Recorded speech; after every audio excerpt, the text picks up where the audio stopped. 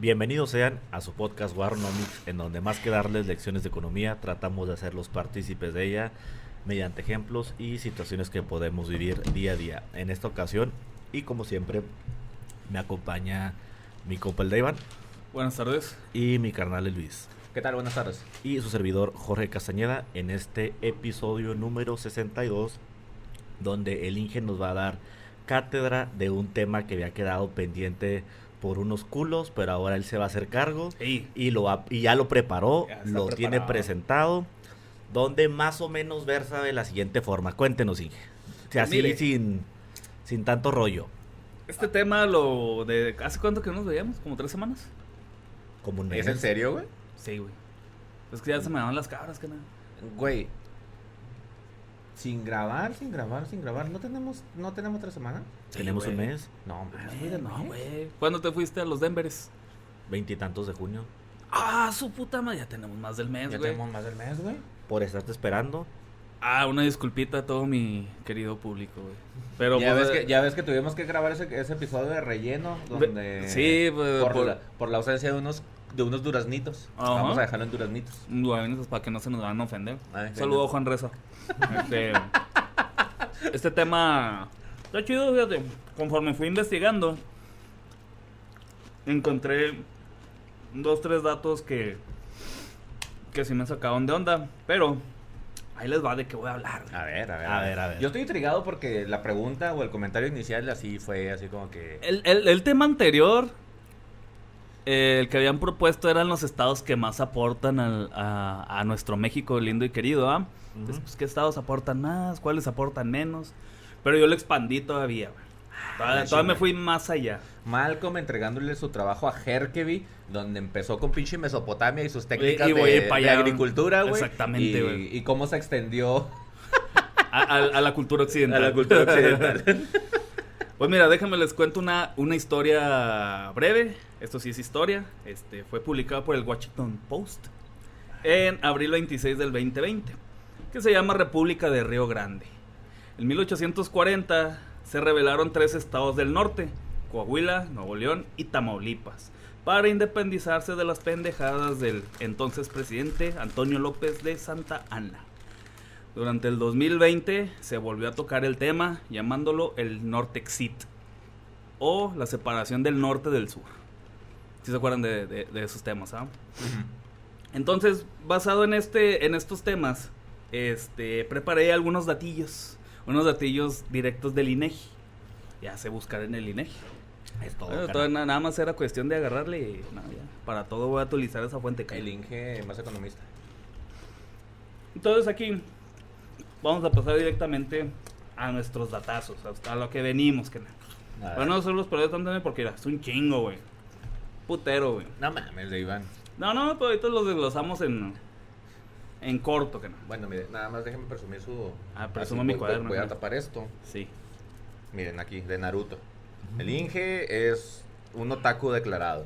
Sí. Prosiga, señor. No, y deja tú, mira, este güey se parece al señor Toby, al que nos acompañó la última vez. La chingada. ¿Le habla aire? Es el señor sin nombre porque él no quiere ser nadie. Ándale, Simón, es el señor sin nombre. Pues bueno, vamos a empezar. Entonces, ¿cómo estas personas del Nortexit, así como el Brexit en Inglaterra, sí fue en Inglaterra, ¿verdad? Ujú. Cuando se querían separar de todo el asunto? De la Unión Europea. Ajá, entonces esto es viable, no es viable, ¿cómo justifican su tema, verdad? O cómo justificaron en su momento su tema. Al parecer esta discusión ya lleva décadas. A partir de lo de 1840, pues se ha dado en cada década ese tipo de discusiones. Y para esto, pues tenemos que irnos a los datos del Producto Interno Bruto, o mejor conocido como el PIB. Casi 20 décadas, pero pues bien. Ahí sigue, ahí va. Ahí sigue el tema. Entonces, pues vamos a ver si es viable o no es viable, ¿verdad? Que esto nos va a llevar a otro apartado. Entonces, pues primero que nada, ¿qué es el PIB? Pues el Producto Interno Bruto. Como acá el buen señor maestro, futuramente doctor, infinidad de veces nos los ha enseñado. Muchas gracias por sus aportes a este podcast. Ya se la sabe. A la orden para el desorden. Perfecto. Entonces intenté buscar el Producto Interno Bruto del 2024, pero pues ¿qué cree? Ya no están los documentos disponibles en el INEGI. Así la peladez. Se tardan un chingo. Eso es lo primero que me sorprende. ¿Por qué te sorprende? Pues es un chingo de tiempo, güey. Estamos en el 2025. No, güey. ¿Qué? ¿No qué? ¿Cómo que no estamos en el 2025? No. O sea, no creo yo que se tarde tanto porque el recolectar los datos, el procesarlos, el darle su debido Pulidita. requiere su tiempo, güey. Sí, pues también borrarle 2, 3 cifras de lo que En se pocas gastó. palabras no sabes buscar, eso te quiso decir. No es que no sepa buscar, o sea, es que la creación de información estadística, la gente cree que es nomás, sí, esto y ya. Es una hoja de Excel y ya No, o sea, sí tiene sus metodologías, su rigor científico, precisamente para evitar cometer el borrarle 2 cifras, porque cabe resaltar que el INEGI es un instituto que es de las pocas organizaciones gubernamentales que en México no ha perdido credibilidad. Pues no. Y ya revisando los gastos de egresos, es de las instituciones con menor presupuesto. Entonces, pues ya entendí por qué no hay datos del 2024. Pero tenemos los datos del 2022 y 2023, del Producto Interno Bruto de ambos años. Para 2022 tuvimos 29.4 billones de pesos corrientes, porque así lo escribieron, pesos corrientes, güey, Simón. Y para el 2023, 31.9. O sea que tuvimos un incremento, ¿verdad? En el 2023, los principales estados que contribuyeron a este crecimiento pues fue CDMX, Estado de México, Nuevo León, Jalisco, Guanajuato, Veracruz, Baja California, Chihuahua, Coahuila y Sonora. Estos 11 estados aportan el 66.2% al Producto Interno Bruto de México. ¿Ok? Ok. Cabrón. Chitor anda con todo, güey. No sé si se Macizo. escuchó esa madre. Entonces, el Producto Interno Bruto, ¿cómo se...? A grandes rasgos, yo entiendo que también hay otro tipo de factores a considerar, pero pues yo los dividí en las 3 principales actividades de México: primarias, secundarias y terciarias. No hay más. Entonces, haciendo también un buen recuento de lo que acá nuestro señor maestro nos ha enseñado, pues, ¿cuáles son las actividades primarias? Pues son con las que vamos a empezar, ¿no? Que es agricultura, cría, expropiación de minerales, aprovechamiento forestal, minería, pesca, caza. Todo esto aportó 1.22 billones de pesos corrientes ¿En qué año?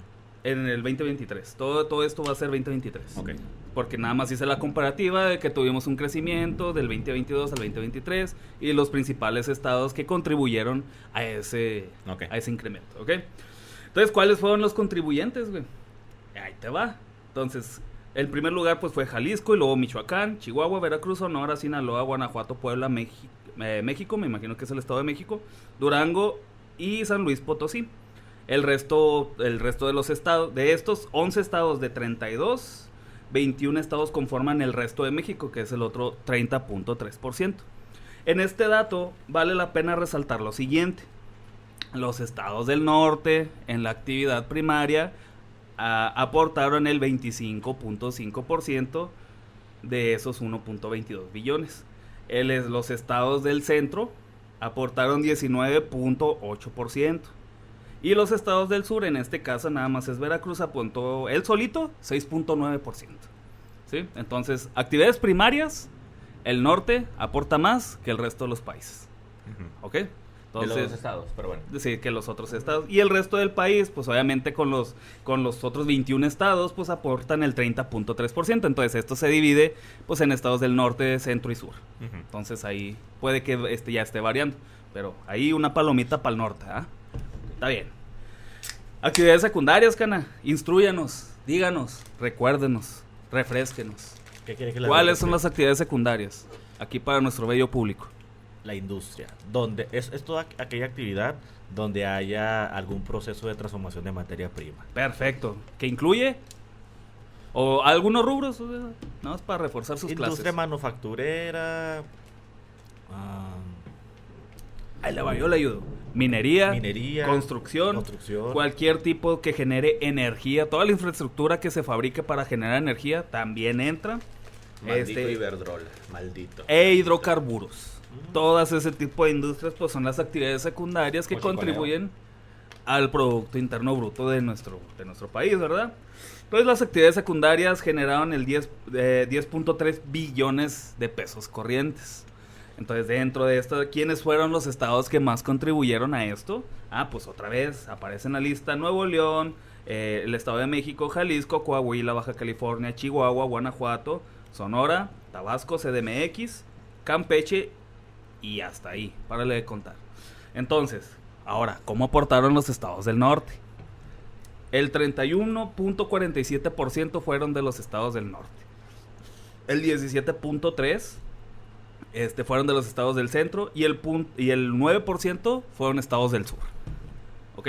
Entonces, actividades secundarias, también el norte, se lleva una palomita, ¿verdad? Pero aquí, en estos dos que les acabo de decir, hay un estado clave, que es Jalisco. ¿Cómo definirías tú a Jalisco, güey? ¿Centro? ¿Sur? No, sur no puede ser. ¿Centro o norte? Yo lo defino como centro. Del centro. ¿Es centro? Ok, porque Jalisco yo lo apunté aquí como un estado clave. Porque si tú lo... Está al occidente de México. Entonces creo que también hay otro ramo que se identifican como esa parte de México, ¿verdad? Entonces si lo contamos dentro, sería en las actividades secundarias sería 23.8. Del 17.3, con Jalisco suben al 23.8. Que de todos modos no dan el ancho para el 31.47 de los estados del norte. Simón. Pero sí es un estado clave, dependiendo si lo quitas o lo pones. Simón. Entonces, ahora vamos a las actividades terciarias. ¿Usted recuerda cuáles son las actividades terciarias, mi amigo? Servicios. Puro servicio. Entonces, servicios... Incluido también el turismo. Turismo, exactamente. Entonces, adicional a esto, pues es comercio, transportes, correo, almacenamientos, pues los medios masivos de comunicación, servicios financieros y de seguros, inmobiliarios, servicios educativos y servicios de salud. En este rubro, desgraciadamente, el centro sí nos lleva demasiada ventaja, con 41 puntos... bueno, primero el ingreso fue 18.36 billones del Producto Interno Bruto. Entonces los principales contribuyentes, obviamente, CDMX, Estado de México, Jalisco, Nuevo León, Veracruz, Guanajuato, Puebla, Baja California, Michoacán, Chihuahua, Tamaulipas, y pues el resto de México, el resto de los estados aporta el 30.6%. Entonces para esto los estados del centro, pues ahí sí nos llevan una amplia ventaja, porque con ellos son el 41.8%. Entonces los estados del norte solamente se llevan 15.7% y los estados del sur, otra vez con nuestros amigos los jarochos, 4.4%, ellos solitos también. Entonces están potentes los de Veracruz también, porque llevan varios rubros que levantan la casta ellos solitos por el sur. Simón. Entonces, en resumidas cuentas, hay 2 de los 3 rubros se los llevan los estados del norte. Simón. El último se lo lleva el estado, pues los estados del centro. Entonces, para el Producto Interno Bruto total, ¿cuánto aporta cada una de las, ya basado, haciendo la sumatoria de cada una de las actividades y los dineros y todo? Entonces, para el Producto Interno Bruto de total de México, el norte aporta con sus 6.4 billones de pesos corrientes, el centro aporta 9.7 billones, el sur 1.8 billones y el resto de México 17.68 billones. Que volvemos a repetir, son los estados que no están en los tops, pero que contribuyen dependiendo de su zona. ¿Sí?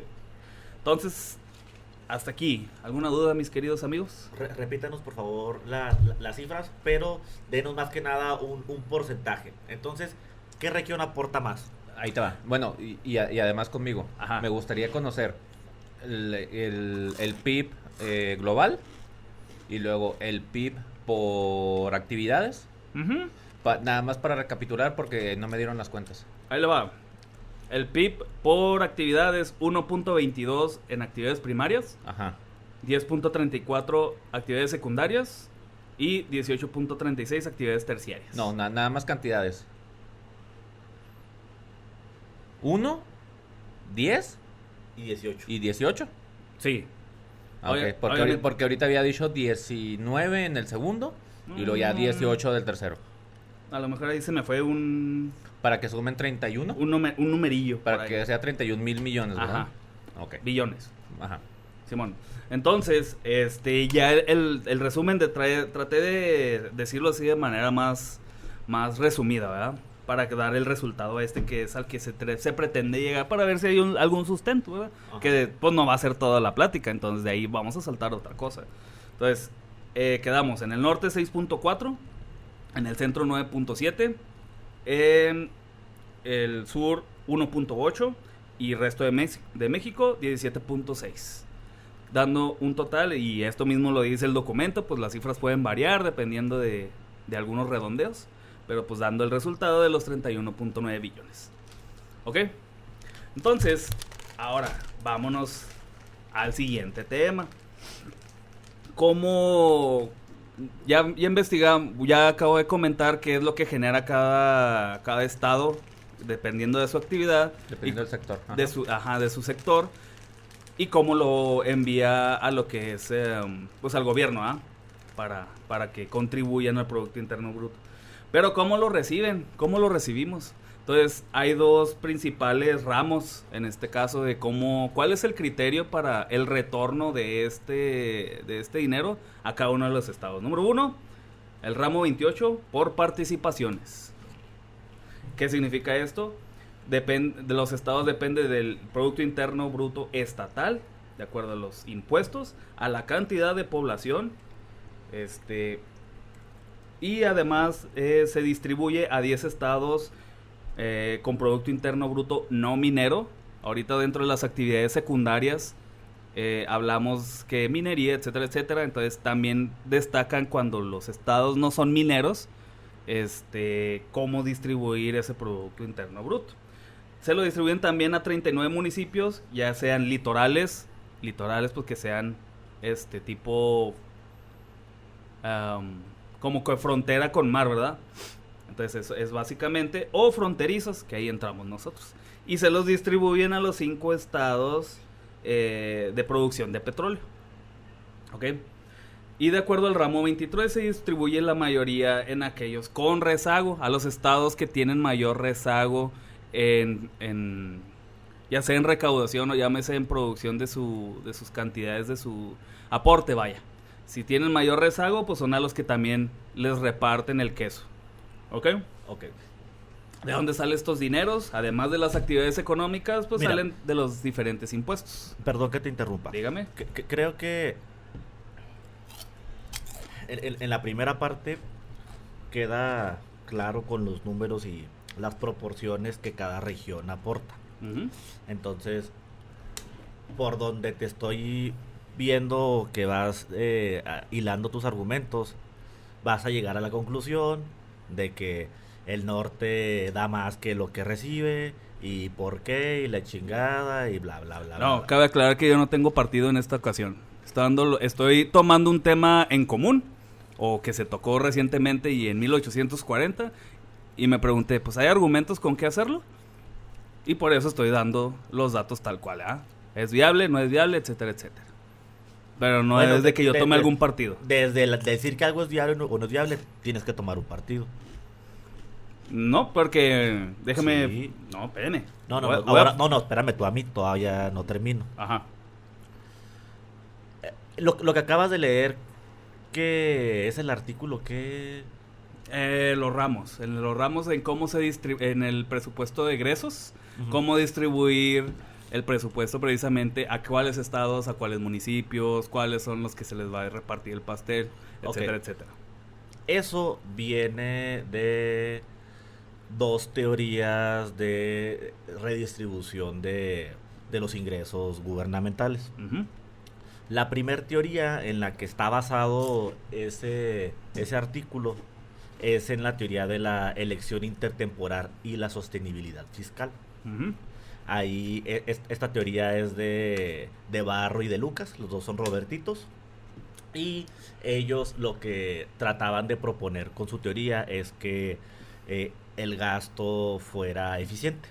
Uh-huh. O sea, que la manera en la que el gobierno gastaba fuera lo más eficiente posible para, primero que nada, evitar que el gobierno tuviera una deuda excesiva y para evitar que hubiera déficits estructurales. Uh-huh. Entonces, sus propuestas era que el gobierno estuviera gastando constantemente lo mismo y que fuera predecible con Uh-huh. un presupuesto de egresos, Uh-huh. que este presupuesto de egresos estuviera financiado con impuestos neutrales y que estuviera dirigido principalmente hacia inversión productiva, como lo es infraestructura, educación, etcétera, Uh-huh. etcétera, que es parte de lo mismo que está ahí mencionándose. Y esta distribución óptima también venía puesta en esta parte de la elección intertemporal, porque ellos proponen que la manera en la que el gobierno va a gastar o a donde se va a dirigir sea entre un consumo presente y un consumo futuro. Uh-huh. O sea, que no únicamente está basado en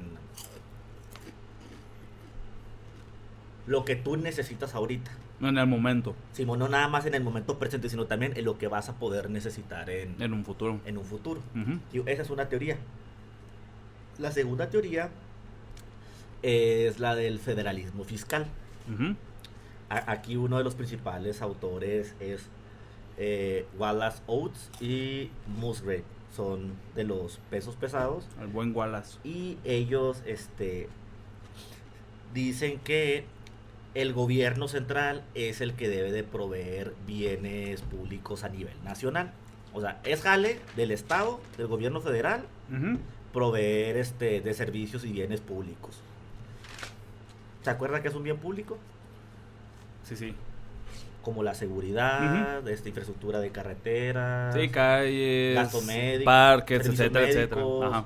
Etcétera, etcétera. Entonces, en esta teoría, gobiernos subnacionales como los estados y los municipios deben de cubrir servicios locales, uh-huh, como salud, educación, agua, que es algo muy similar a lo que también termina sucediendo en la mayoría de los estados. O sea, que gobierno federal tiene cierta acción y gobierno estatal o gobierno municipal pues se encargan de ciertas situaciones. Por ejemplo, aquí en Juárez está la Junta Municipal de Agua y Saneamiento, que ellos son los que se encargan de la infraestructura y del servicio, pero por ejemplo con la electricidad tenemos una Comisión Federal. Tenemos la Comisión Federal, que es a nivel estatal. Por ejemplo, en salud tenemos una mezcla de estado-federación, entonces pues ahí se van intercalando en la manera en cómo van proviendo de bienes a la sociedad. Y aquí la eficiencia del gasto trata en que de alguna forma haya mayor aprovechamiento a nivel local. Ajá. O sea, que el gasto sea lo más eficiente posible para tratar de alcanzar a cubrir todo. Alcanzar a cubrir todo. Entonces, esas son las dos principales teorías en las que esa madre que traes tú ahí y que pues es lo que hay, fue lo que ellos se basaron para decidir cómo se gasta y cómo se distribuye. Simón. Prosiga. Muchas gracias, patrón. No, y de hecho es exactamente lo que se estuvo investigando y se estuvo leyendo, ¿eh? Todo lo que dices, pues de hecho a partir de lo que estás comentando en adición, pues ahí es uno de los puntos centrales de la... ¿Cómo le podríamos llamar a la idea? Pues sí, una idea, ¿no? De la separación del norte y del sur. Primero que nada, ¿centralización o descentralización? Así a grandes rasgos. ¿Qué es la centralización? Pues básicamente todo se concentra en un solo punto y todo se decide en un solo punto. Que es parte del federalismo fiscal. Exactamente. Y el número 2, pues la descentralización es precisamente lo contrario. Cada uno tiene hay un gobierno, pero cada uno tiene su propio ente que regula y que decide cómo actuar, vaya, en su propia región, ¿sí? Entonces, ¿cuáles son las ventajas de la centralización? Pues una toma de decisión más rápida, más eficiente, porque está concentrado el poder en un solo lugar, direcciones únicas, políticas aplicadas para todos los estados, concentración de los recursos, mayor control de la política pública, ¿verdad? Una de las desventajas, pues, de que el gobierno, y una de las grandes quejas de precisamente estas ideas, es de que el gobierno está muy alejado de las necesidades locales. Precisamente. Entonces, las ventajas de la descentralización precisamente es esa. Una participación ciudadana más activa al momento de sentirse autosuficientes. La comunidad, o en la teoría lo que te dice, la comunidad va a participar más en cómo se gasta el presupuesto, ¿verdad? Uh-huh. La mayor adaptación a las necesidades locales y pues innovación. ¿A qué se refiere con innovación? Pues de que si tienes un estado independiente, puedes hacer algunos cambios, vaya, en los sistemas, en las maneras de hacer las cosas, y que no va a afectar a tu punto principal o a tu organismo central. Vaya, ¿sí? ¿Tú sabes qué es el presupuesto participativo? Sí, he hecho el ejercicio aquí en la montada y se decide por medio de votos hacia qué tipo de proyectos se destinan los recursos entregados. ¿Te suena similar a algo de lo que estás comentando? Exactamente. Entonces... ¿Y tú en lo que observaste, crees que la gente verdaderamente se interesa o quiere participar? Fíjate, o funcionaría o cumpliría funcionaría con el objetivo para el que fue diseñado. O sea, imagínate que de manera local, así fuera, como se diría, ¿qué se hace y qué no se hace con el dinero? O sea, a nivel estatal, imaginemos. Ahí No, va. aquí local. primero local. Ok, primero O sea, Juárez aporta tal cantidad del PIB del estado y el estado dice, ok, Juárez, tú aportas esto del PIB, yo te te voy a entregar eso que es proporcional a lo que tú haz con ese dinero según lo que tu población quiera y decida. necesite. Ajá. Y luego todo se integra dentro de este presupuesto participativo. Ajá. Y se hace el mismo ejercicio, se dan los proyectos. ¿Tú crees que funcionaría? Pues de hecho, ahorita que ya, bueno, al menos en mi experiencia, lo que yo ya he experimentado en el comunitario principalmente, sí hay bastante gente interesada en esos presupuestos participativos. Antes de que sea el día del evento, haz de cuenta que mandan un listado de las necesidades en este caso del comunitario aquí, o de la zona. Imagínate, un día. Votan, pues no, un día antes, o sea, lanzan desde antes las propuestas, ¿eh? O que manden las propuestas. Entonces se mandan, y el mero día, pues ya ves tu propuesta ahí. Entonces, no, pues que un parque para la montada, o otro centro comunitario para, no sé, a tal zona, ¿verdad? Entonces la gente va y vota, y yo sí he visto bastante afluencia al momento de las votaciones, ¿eh? Porque te digo, a mí ya me ha tocado ir. Entonces, ¿tú en tu experiencia crees que sí funcionaría? A nivel estado sí funcionaría. Local. Primero Pues local. es que local ya se hace, güey. No funciona 100% porque sí, obviamente si no estaría abarrotado el comunitario los días esos de votación. Pero sí se hace el ejercicio. Y sí funciona. Creo que ya entregaron este año los proyectos ganadores. Fue un parque, fueron unas instalaciones deportivas también, etcétera, etcétera. Ahí estuve viendo las notas. Pero sí, pues en teoría y práctica sí funciona. Ok, ahora ahí te va. Ajá. Esto estamos hablando de pequeños proyectos Sí. aislados. Ajá. Que van a atender a ciertos grupos de intereses y a ciertas necesidades. Ahora imagínate que absolutamente todas las necesidades y todo lo que la localidad requiere se decidiera de esa forma. Que la misma gente decidiera qué porcentaje se le va a dar a la seguridad, qué porcentaje se le va a dar al alumbrado, qué porcentaje se le va a dar al bacheo, qué porcentaje se le va a dar a la infraestructura, qué porcentaje se le va a dar para, no sé, un nuevo edificio, Ajá. qué porcentaje se le va a dar para gastar en la innovación del mismo servicio que nos da el Estado. Ujú. ¿Tú crees que dándole ese poder a la gente para que ellos voten y decidan los porcentajes funcionaría? O sea, entiendo la parte en la que dices funciona y se hace y se realiza. Yo he participado, insisto, con pequeños proyectos y hay participación ciudadana. Ahora vamos a ponerlo realmente como sería en un contexto En un programa social a nivel nacional. de descentralización a nivel nacional. O sea, donde absolutamente tú te tienes que ver cómo haces Ujú. y cómo distribuyes la lana de tu localidad. Toda la gente participa, toda la gente decide. ¿Crees que funcionaría? A largo plazo sí. Si me preguntas si para el otro año funcionaría, no creo. Obviamente por ese mismo desinterés de que se vota y nunca pasa nada. Entonces a eso está acostumbrado. Entonces tiene que llegar a un nivel de conciencia año tras año, ¿sí me explico? Que se vea de que, voté por esta calle, ¿se puso o no se puso? No, pues no se puso, pero pues en realidad se votaron otras cosas, iluminación, no sé, allá por aquel lado, etcétera, etcétera. Ahora mi pregunta, déjame te regreso a la pregunta, ¿por qué no? Ahí te va. Yo te lo voy a contestar. Ujú. ¿Por qué no? Porque sigues encasillado en el programa pequeño. Tú dijiste la calle, esto. O sea, realmente esos pequeños proyectos, o sea, realmente hablar de un proyecto o hablar de un programa a nivel nacional, no solamente es enfocarte en la calle. Uh-huh. En la calle que le falta el bacheo, en la calle que le falta el alumbrado público. Esa es a nivel local. Uh-huh. O sea, para el mejoramiento de ciertas partes de la infraestructura. Vamos a hablar, por ejemplo, una maquila que se va a instalar. No. Vamos a hablar, por ejemplo, de algunas determinaciones técnicas, por ejemplo, en algunas actividades específicas, como por ejemplo sector salud. Ujú. Porque realmente ahí es donde vas a ver esa implicación, o lo que fue en su momento. Vamos a llamarle lo que fue el Seguro Popular, por ejemplo. Ujú.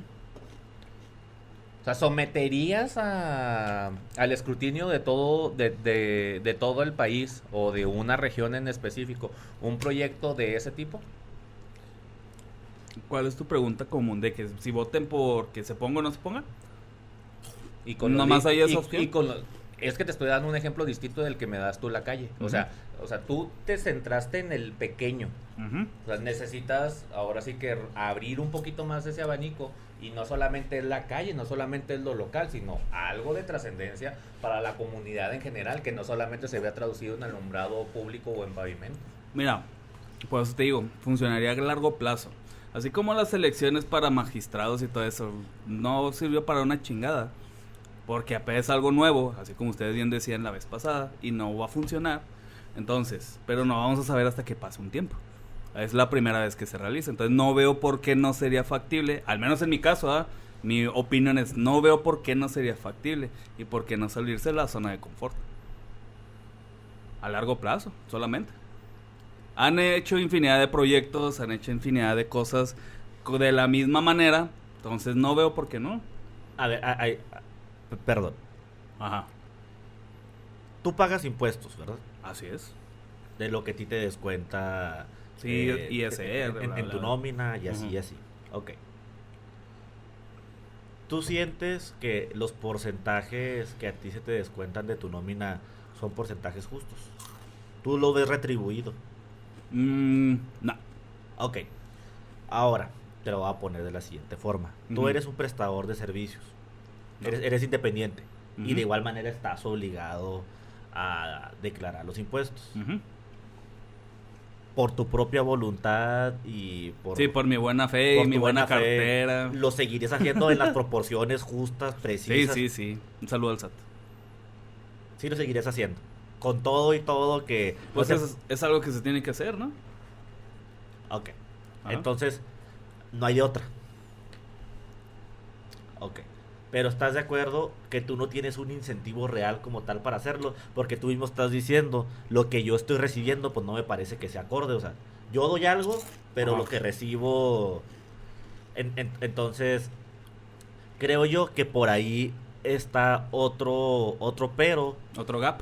otra área de oportunidad justamente también para lo que decías de la participación ciudadana a largo plazo, porque también cabe la posibilidad, así como sucede con un sistema centralizado donde existe corrupción y que justamente la corrupción es la que impide o es la que hace que no sea óptimo el sistema, ¿De acuerdo? en el que al darle al pueblo el poder de elegir, pues existan externalidades que influyan en la opinión del pueblo y que a final de cuentas, aunque al pueblo le des a decidir, como pasó en las elecciones de los jueces federales, Ajá.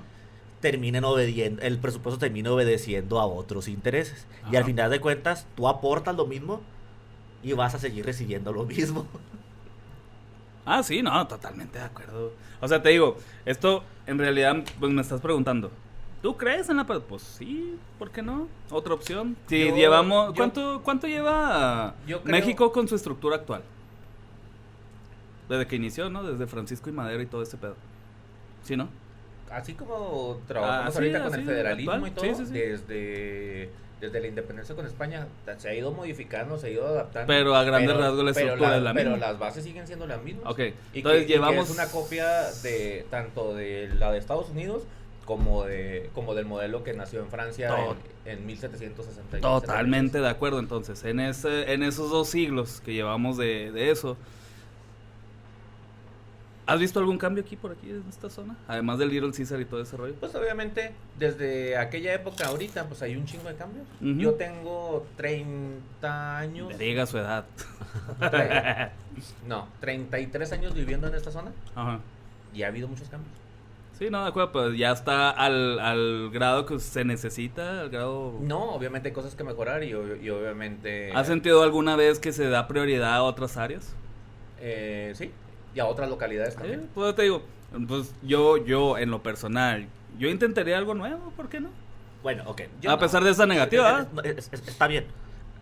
Yo nada más a lo que estoy tratando de llevar mi argumento es hacia lo siguiente. En este punto, Ujú. ya hablamos, discutimos, dijimos. ¿Traes más preparado o Sí, claro que sí. No te me falta, cana. O sea, porque yo prácticamente yo ya sé qué es lo que te voy a decir y cuál es mi... No, o sea, te digo, yo nada más busqué el por qué nació esto. Sí. No, Ajá. está bien, o sea. Pero insisto, o sea, si traes algo más, Proseguimos. prosigue. Sí, le damos. Dale. Para terminar, entonces, centralismo contra descentralización, pues son ventajas y desventajas, porque sí, porque no, ahorita pues ya vimos que pues hay ciertas posturas de que pues por qué no, el por qué sí, etcétera, etcétera, ¿verdad? Entonces, continuando con lo mismo, entonces uno de los cuestionamientos es, ok, CDMX es lo que es y aporta, y por qué superó infinitamente en las actividades terciarias. Pues sencillo. Primero que nada, tiene una su desarrollo concentrado es por factores históricos, económicos y demográficos. O sea que tiene un chingo de gente, tiene un chingo de historia y pues obviamente basado en esos dos, pues tiene un chingo de economía circulando. ¿Por ¿La qué? capital del país? Ajá, porque atrae la inversión, pues debido a la población, tienen el derecho, tienen el centro del poder político además ahí y pues el administrativo, vaya, en estos casos. Entonces aquí hay una serie de desarrollo de por qué está centralizado ahí y pues algo para aclarar. Entonces es histórica y se sientan las bases de toda la estructura actual en la CDMX, ¿verdad? Que es centralizado. Entonces al ser centralizado, obviamente se pone la inversión por la cantidad de la población y además porque el poder político está concentrado en esa zona y por la cantidad de recursos. Entonces es lógico que ese sector en específico reciba todo el dinero que se recibe y se quede toda la inversión en esa zona, pues porque tú tienes un área de la casa favorita, ¿ah? Tú le inviertes precisamente esa casa porque es tu favorita, pues le vas a poner arreglitos, lucecitas, una macetita, dejas las otras esquinas de la casa sin arreglar porque esa esquina es la que tú estás distribuyéndole todos los recursos. Sí, es la que estás privilegiando. Ajá, estás privilegiando y eso es parte del descontento de los estados del norte en su momento cuando nació la idea del Nortexit. ¿Sí? Entonces ese es uno de los disgustos, vaya. ¿Sí? Entonces aquí pues ya preparé unas preguntas que a lo mejor ya tratamos en ciertos ratos, ¿verdad? Entonces, Milik, para nuestros amigos con esa teoría, ¿es factible una separación entre los estados? No. Ya sea actual o en un futuro. No. ¿Por qué sí y por qué no? No. Desde el punto de vista legal, todavía hay un largo trecho para recorrer. De hecho, creo que es la primera o la más grande limitación que se tiene. Uh-huh. Porque La legal. No recuerdo exactamente los pasos para que una región o ciertas zonas sean reconocidas como una nación independiente, Uh-huh. pero para poder primero desvincularte de la nación en la que Vives. en la que te encuentras sujeto, hay una normatividad y una parte que se debe cumplir. Y lo segundo, reconocimiento de terceros, precisamente como una región, como una nación independiente. En este caso sería la ONU, ¿o quién nos tendría que reconocer? Los países. Los países en lo individual.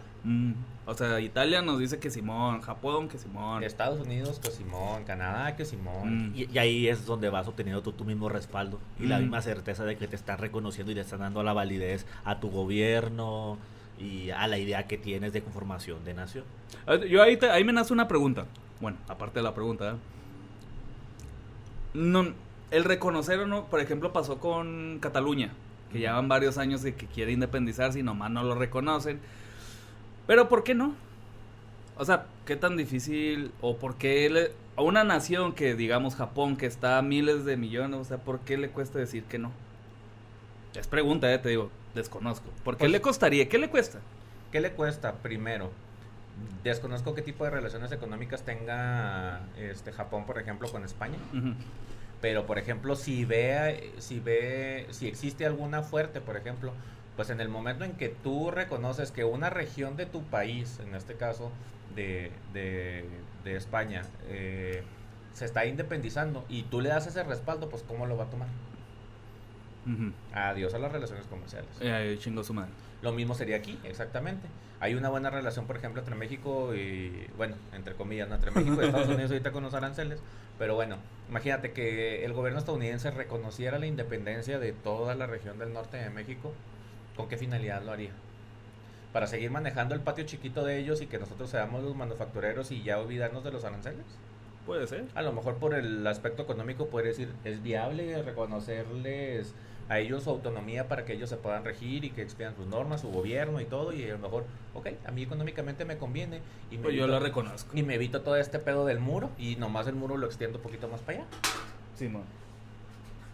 A lo mejor Brasil diría, a mí me vale verga que estos güeyes se quieran independizar. Lo que hagan lo Pues que a mí quieran. a mí me da igual y yo mejor acá me abstengo y no tengo problema. Opinión. No tengo opinión.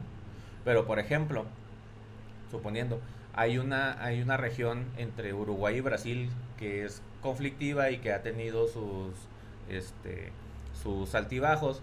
Imagínate que Estados Unidos vaya y se meta en esa línea o en esa división donde brasileños y uruguayos tiene, pues ¿con qué interés lo va a hacer? ¿Económico? Sí, pues siempre va a haber un interés de por medio. Pues entonces de ahí depende realmente si un país te reconoce o no. Si ve un beneficio económico o algún tipo de beneficio en el corto, mediano o largo plazo. Porque igual va a haber un costo. Entonces, pues ahí relación costo-beneficio. Sí, claro que sí. Me beneficia más que lo que me va a costar. Pues sí, también. O a lo mejor termina anexando el territorio. No También. sé. Puede ser. Ujú. Ok, pues ya ahorita platicamos si es posible una descentralización. Pues ya hubo ahí No. como que...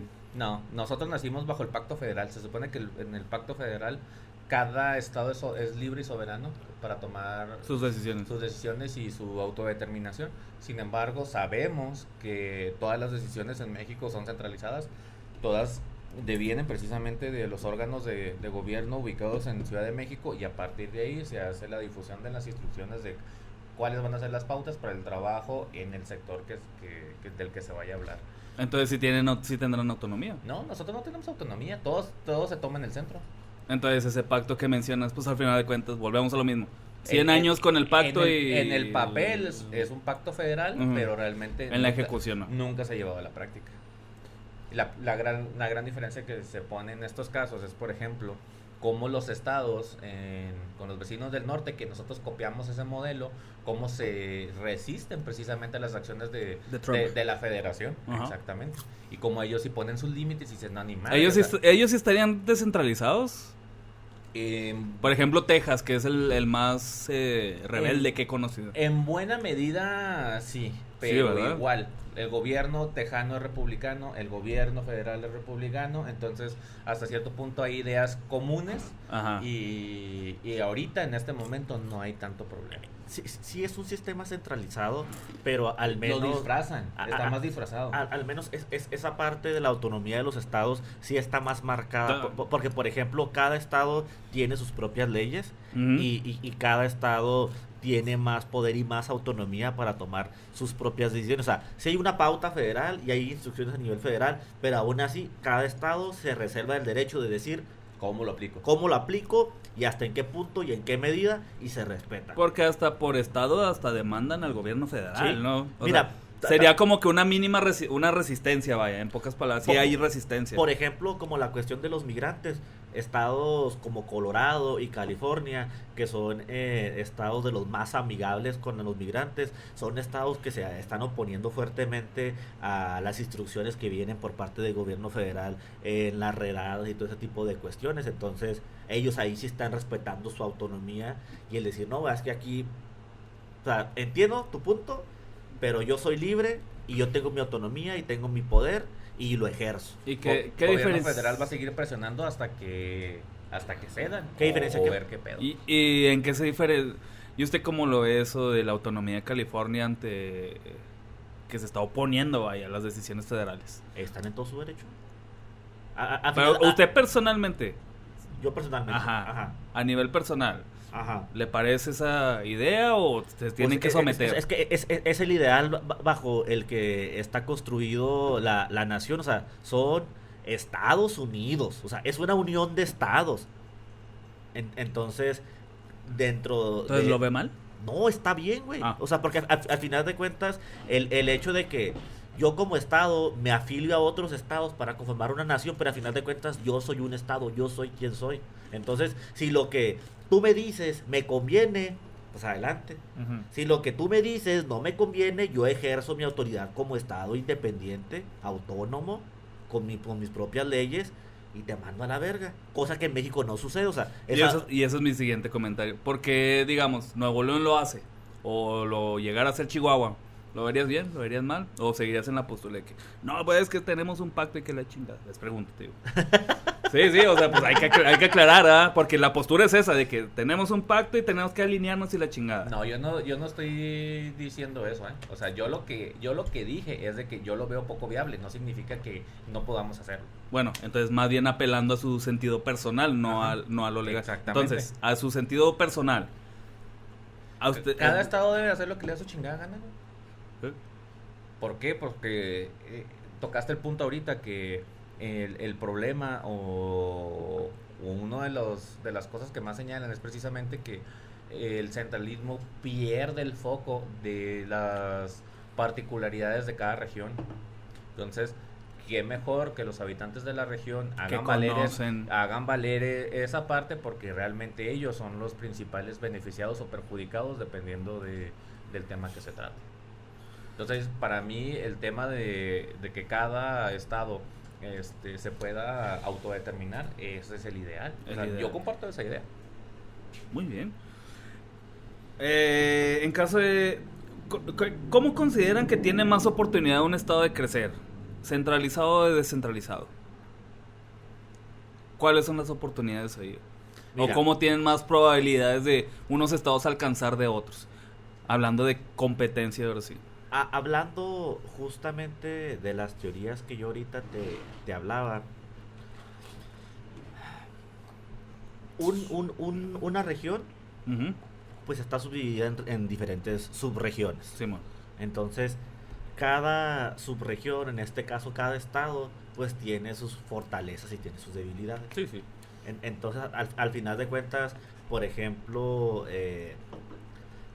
tanto la teoría de la elección intertemporal y la sostenibilidad fiscal como la del federalismo fiscal, lo que tratan de hacer es de que estas regiones de alguna forma se ayuden y tratar de que en el largo plazo se puedan equiparar para que de alguna forma el bienestar social vaya acompañado y los lleve a todos de la mano. Entonces, creo yo que las dos posturas tienen sus ventajas y tienen sus desventajas. Como ahorita lo vimos. Y con cualquiera de las dos se pudiera lograr el crecimiento y el desarrollo. Uh-huh. Pero aquí justamente hay que hacer un híbrido, ¿no? Con un híbrido funciona, pero los retos a los que se enfrenta cada región son los que terminan delimitando el cómo verdaderamente va a crecer o no va a crecer.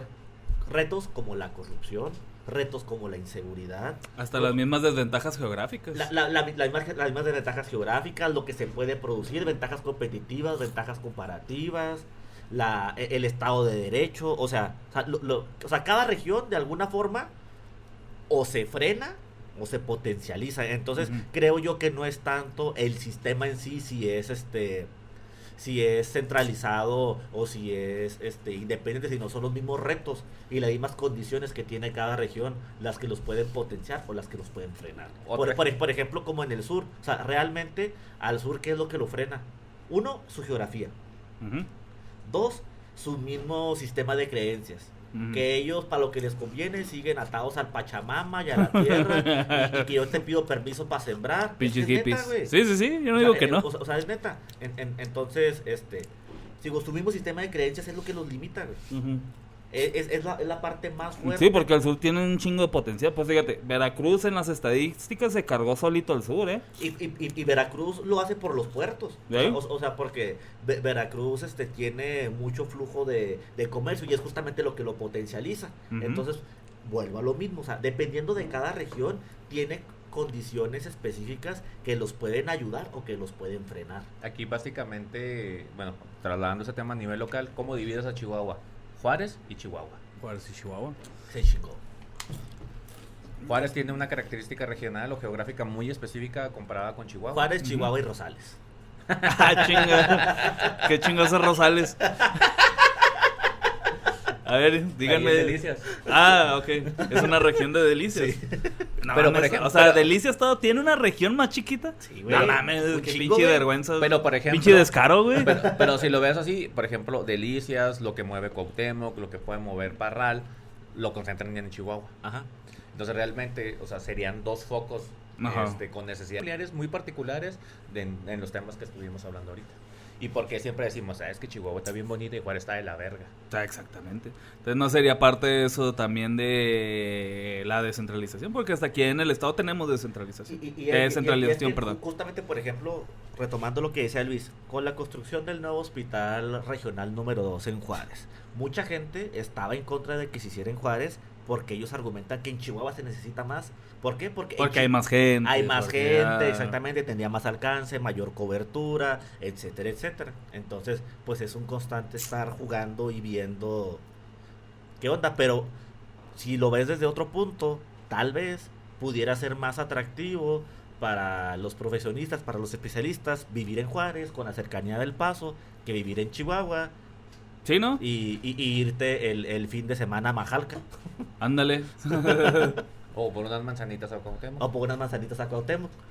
Ya pues- si le dedicas 2 horitas más, pues te vas a Krill, a... Ajá, o sea, Y si le vas otras 2 horitas más, pues ya te vas más al sur, güey. ujú. Es que al final de cuentas, te digo, cualquiera de las decisiones que tomes van a tener pros y contras.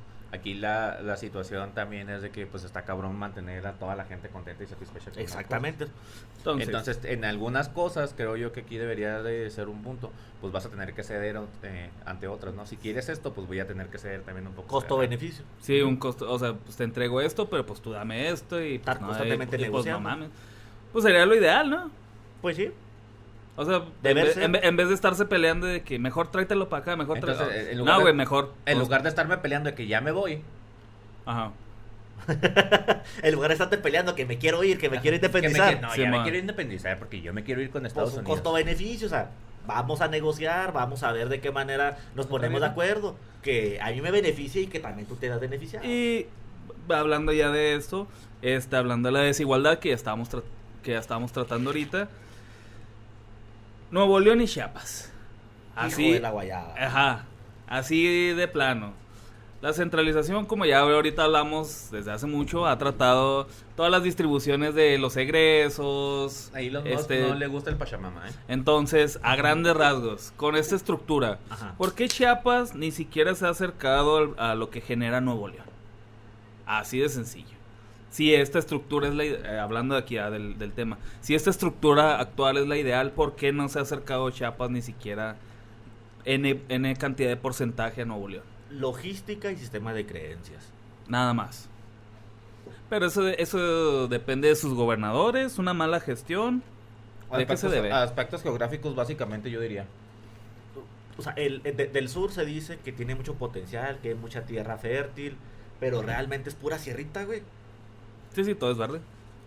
Es pura sierra, güey. Ujú. O sea, por ejemplo, en estados como Chiapas, como Oaxaca, Ujú. tú tienes un pueblo a 100 kilómetros. Y dices, pues qué tanto 100 kilómetros. No, Pero sí. para llegar a ese pueblo tienes que pasar unos caminos bien accidentados, unas sierrotas que un tramo que te costaría 1 hora, por ejemplo, de aquí a Villahumada. a Villahumada, 1 hora y media, güey. Como no tienes esa infraestructura, porque tampoco el terreno no te lo permite, güey. Ujú. Terminas, para hacer un traslado 5 horas, güey. Entonces, Y dicho sea de paso, pinche carretera culera. de y aquí a luego, Villahumada. y luego pinches carreteras, o sea, peor todavía que esa. Entonces, ¿cómo vas tú a querer producir en un terreno que tiene esas características, güey? O lo mismo, logística. Ahora, segundo, ¿dónde vas a agarrar la mano de obra, güey? Si es gente que, insisto, por su sistema de creencias sigue con el Pachamama. Entonces, Que su padre Dios les dio la tierra y les dio el maíz y con eso vamos a hacernos garras, papito.